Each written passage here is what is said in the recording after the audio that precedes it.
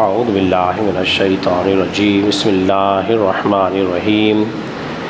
سامعین وقار، آپ حضرات درس حدیث سماعت کر رہے ہیں اور آج ہماری اس کتاب سے یعنی کہ ریاض الصالحین سے حدیث نمبر جو ہے وہ 478 ہے۔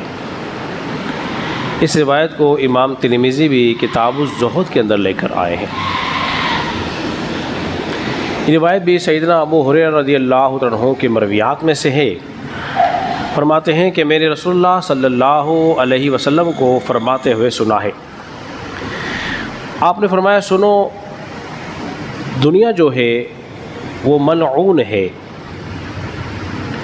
اور جو کچھ اس میں ہے وہ بھی ملعون ہے سوائے اللہ کے ذکر کے اور اس کے محبوب اشیاء عالم کے اور طالب علم کے۔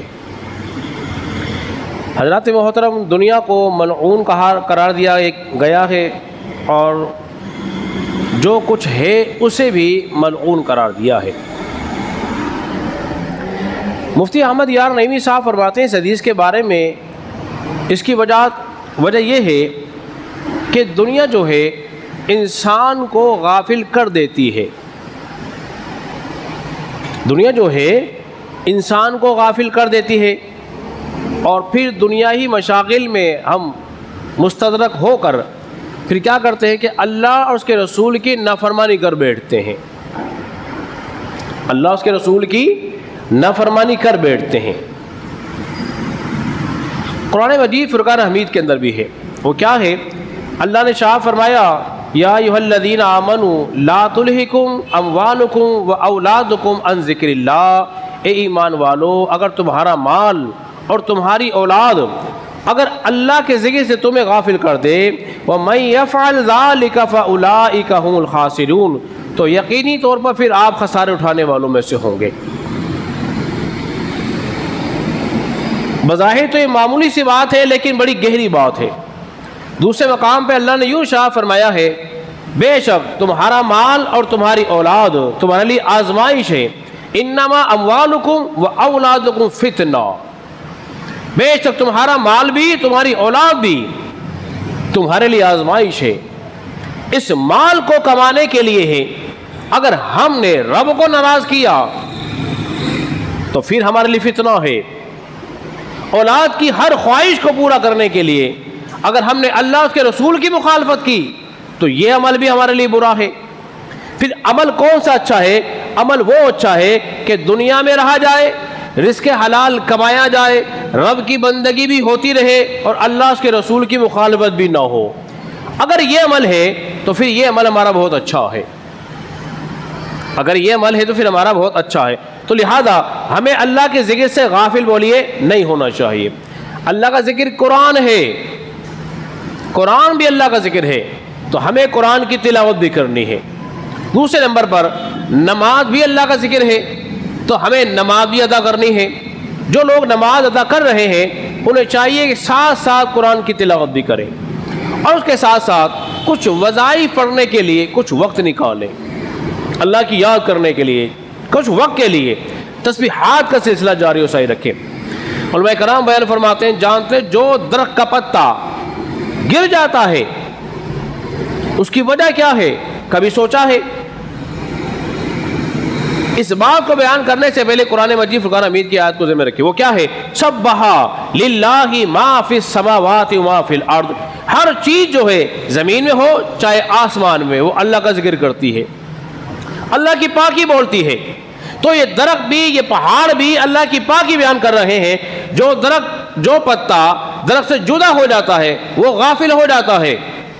جب اللہ کے ذکر سے غافل ہوا، درخت سے جدا ہو گیا، تو اب ہم نے غافل نہیں ہونا ہے، ہم نے کسی معاملے میں غفلت کا مظاہرہ بولیے نہیں کرنا ہے۔ بتائیے اگر ہم کاروبار میں غفلت کریں تو ہمیں نقصان ہوگا کیا نہیں ہوگا؟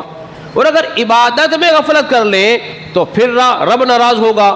جب رب ہی ناراض ہو گیا تو پھر تو ہمارا سب سے بڑا کیا ہو گیا بولیے؟ نقصان ہو گیا۔ آخری بات کر کے اپنی گفتگو ختم کرتا ہوں۔ تو اللہ کی ذات پہ کامل ایمان اور بھروسہ بھی ساتھ ساتھ بولیے ہونا چاہیے۔ نبی کریم صلی اللہ علیہ وسلم کا معمول تھا اب حضور کے معمول میں سے ایک بات آپ کے سامنے بیان کر رہا ہوں. وہ کیا معمول تھا؟